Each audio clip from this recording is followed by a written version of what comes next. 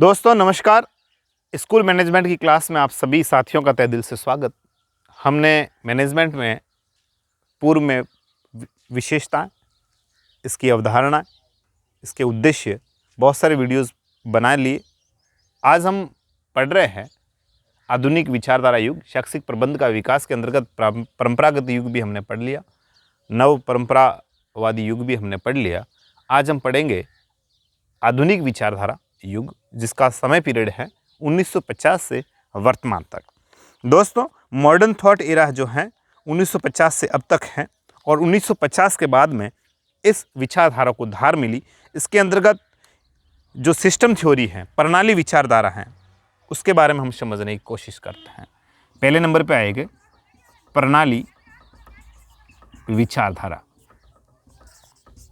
दोस्तों प्रणाली विचारधारा क्या है, इसको समझने की कोशिश करते हैं, क्योंकि इन के ऊपर हमने पर्सनल वीडियो बना दी। आप इस चैनल पे नए हैं तो उनको वीडियोस को ज़रूर देखें, साथ ही सब्सक्राइब भी जरूर करें।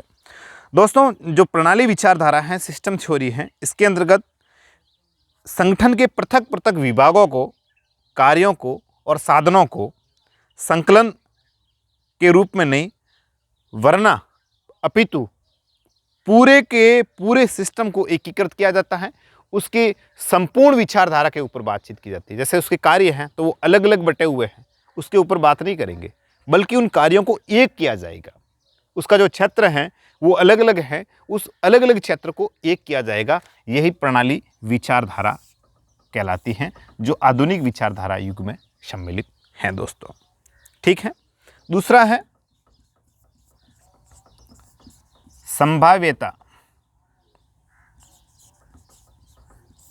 जहाँ पे संभावना जाहिर हो सके, संभाव्यता विचारधारा। संभाव्यता विचारधारा दोस्तों क्या है, इसको समझने की कोशिश करते हैं कि ये जो विचारधारा बताती है कि वही मार्ग अपनाए जो समय की मांग है, अर्थात जहाँ पे संभावना प्रकट हो सके, वर्तमान में जहाँ पे संभावना जो दिखे उसके अनुसार चले। जैसे आज के समय में प्लेन है, फोर व्हीलर है, टू व्हीलर है, बहुत सारे साधन हैं, और आज के समय में भी अगर आप ऊंट के ऊपर घूम रहे हैं तो फिर कहीं ना कहीं गड़बड़ है, क्योंकि अब संभावना नहीं रही। पहले साधन हमारे पास में नहीं थे, इसलिए ऊँटों का प्रयोग करते थे, परंतु आज हमारे पास में साधन हैं और आप ऊँट लेकर के दिल्ली जा रहे हैं, जहाँ पे आधे घंटे में आप फ्लाइट से दिल्ली पहुँच रहे हैं और वहाँ पे आप ऊँट लेकर के जा रहे हैं, तो फिर कहीं ना कहीं गड़बड़ है ना। जहाँ पे संभावना नजर आए उसके ऊपर आप काम कीजिए। जैसे आपने ऊर्जा के भंडार देखे होंगे, जो संभावित भंडार है, उसी प्रकार से यहाँ पर भी है।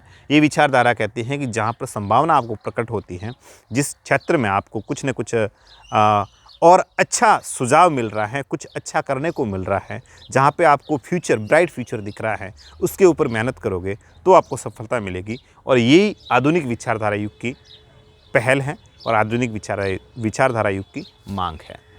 तीसरे नंबर पे इसमें आता है दोस्तों गणितीय विचारधारा। गणितीय विचारधारा। दोस्तों गणितीय विचारधारा क्या है, इसको देखने की कोशिश कीजिए। तो गणितीय विचारधारा दोस्तों ये है मैथमेटिकल थ्योरी कि संपूर्ण प्रशासन एक तार्किक व्यवस्था है। कोई भी कार्य किया जाता है वो तर्कों के आधार पर किया जाता है। कोई भी कार्य किया जाएगा उसके पीछे एक तर्क है, एक लॉजिक है। बिना तर्क और लॉजिक के आप उस कार्य को नहीं कर सकते, है ना। तर्क के साथ ही आप किसी कार्य को कर सकते हैं। तो ये विचारधारा इस प्रकार से बताती है।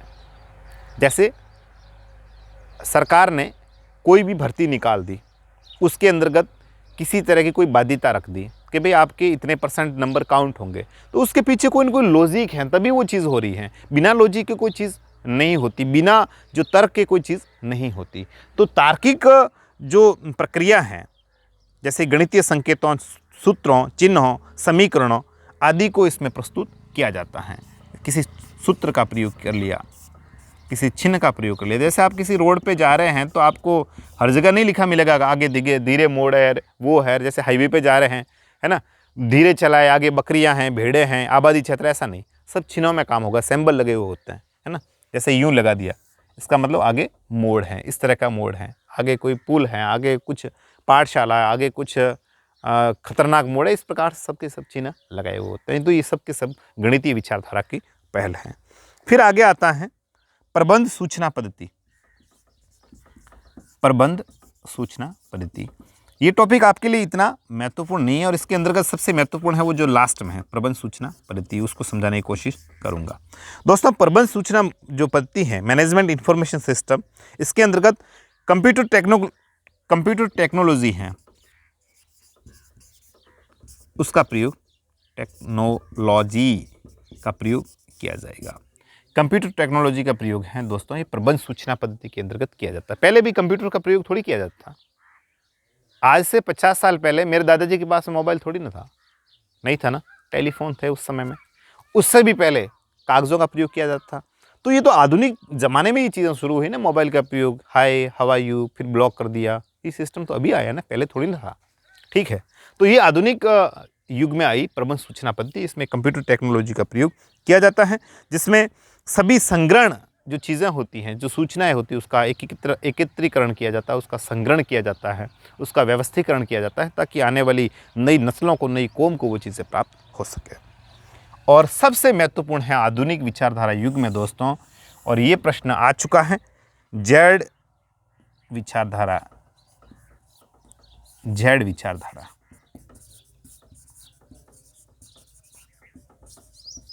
Z theory. दोस्तों जेड थ्योरी आप जरूर देखिएगा। सबसे महत्वपूर्ण टॉपिक इस वीडियो का, सबसे महत्वपूर्ण टॉपिक है वो है जेड थ्योरी। जेड थ्योरी अगर आप समझते ही नहीं है तो फिर कहीं न कहीं गड़बड़ हो जाएगी। तो जेड थ्योरी को देखिए। तो इस विचारधारा का जो अध्ययन है विलियम आउची के ऊपर जो विचारधारा है उसके आधारित इसका किया गया। तो जेड थ्योरी की विचारधारा किसके आधारित है? तो विलियम आउची के अध्ययन पर आधारित हैं। जेड थ्योरी की जो शुरुआत है वो कहाँ से हुई? तो दोस्तों मैनेजमेंट की शुरुआत भी अमेरिका से हुई है। तो जेड थ्योरी की शुरुआत भी कहाँ से होगी दोस्तों? अमेरिका। ठीक है, प्रश्न सीधा बनेगा, जेड थ्योरी की शुरुआत कहाँ से प्रारंभ हुई? जेड थ्योरी किसके अध्ययन पर आधारित हैं? तो विलियम आउची। ठीक है दोस्तों, जो जेड विचारधारा है ये अमेरिका से तो शुरू हुई, पर इसके अंतर्गत जो दर्शन है वो जापानी है। कैसा दर्शन है? जापानी दर्शन शास्त्र का विषय है जेड थ्योरी, जो अमेरिका से प्रारंभ हुई और विलियम आउची के अध्ययन पर आधारित है। इसके अंतर्गत बताया गया है दोस्तों कि ये विचारधारा मानवीय संबंध के सिद्धांतों व वैज्ञानिक प्रबंध के सिद्धांतों का योग है। मानव और विज्ञान, अरे कूतरा को बाटी बटको नौकरे कुके गणो, मानव और विज्ञान इन दोनों के जो संबंध बनते हैं, इस संबंध के ऊपर ये आधारित हैं। इन दोनों के मध्य संबंध बनेंगे।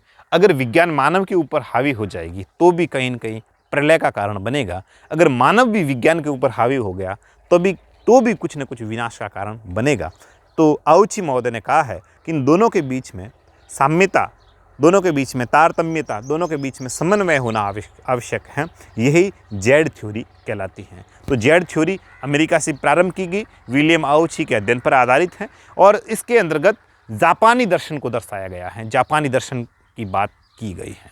दोस्तों आधुनिक विचारधारा को हमने पढ़ लिया और इसके अंतर्गत प्रणाली विचारधारा, संभाव्यता विचारधारा, गणितीय विचारधारा, प्रबंध सूचना पद्धति और जेड विचारधारा। तो सबसे महत्वपूर्ण इस आधुनिक विचारधारा युग जो 1950 से वर्तमान तक चल रहा है, इसके अंतर्गत प्रबंध सूचना पद्धति और जेड विचारधारा, यहाँ से प्रश्न बनने की संभावना है। पेपर तो देखो, पेपर बनाने वाले बनाएंगे, हम एक कयास लगाते हैं एक अनुभव के आधार पर कि क्या चीज़ें महत्वपूर्ण हैं। तो दोस्तों यहाँ पे प्रबंध सूचना पद्धति और जेड विचारधारा दोनों ही टॉपिक बड़े ही महत्वपूर्ण हैं। हम किसी भी टॉपिक को स्कूल मैनेजमेंट में पीछे नहीं छोड़ेंगे। हम प्रत्येक टॉपिक पे बात करेंगे, भले वीडियो बड़ा बने या छोटा बने, बस समय जाया नहीं होना चाहिए। काम की चीज़ें हम वीडियो में लेकर के आएंगे। तो आधुनिक विचारधारा युग 1950 से जो वर्तमान तक था, इसको हमने आज पढ़ लिया और नव परंपरावादी युग और परंपरागत युग, इनको हम पूर्व के वीडियो में पढ़ लिया। और शैक्षिक प्रबंध का जो विकास है 3 चरणों में हुआ, तीनों ही चरणों को हमने अच्छे से पढ़ लिया है। दोस्तों उम्मीद करता हूँ आप इसके नोट्स वगैरह तैयार करेंगे और ये मेरे जो नोट्स हैं भाटिया आश्रम सूरतगढ़ गंगानगर के बने हुए हैं, इनके आधारित मैं आपके साथ में ये जो ज्ञान है वो शेयर कर रहा हूँ। वीडियो किस प्रकार से लगा दोस्तों ये भी आप कमेंट बॉक्स में जरूर छोड़िएगा। फिलहाल मैं भरत कोराना लेता हूँ विदा। शुक्रिया, शब्बा खैर।